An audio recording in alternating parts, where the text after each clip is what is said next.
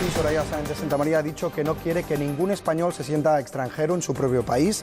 Ha apelado a una España solidaria y a los vínculos jurídicos, pero también sentimentales, de cercanía, orgullo y cariño, ha dicho, que unen Cataluña con el resto del país. La vicepresidenta ha recordado que los catalanes tienen su gobierno también en España, porque el de la Generalitat, dice, está dejando de atender lo necesario para prometer lo imposible. Del mismo modo que no se puede entender España sin Cataluña, ha dicho, tampoco se puede ocultar cómo sería Cataluña fuera de España y de la Unión Europea.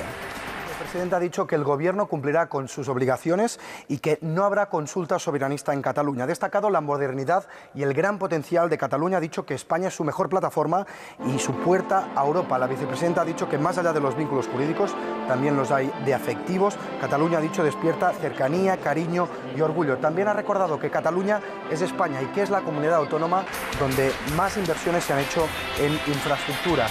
Gracias a las reformas económicas, ha dicho la vicepresidenta, España ha dejado de ser un problema y ha empezado a ver cómo se recuperan inversiones y cómo crece su actividad económica.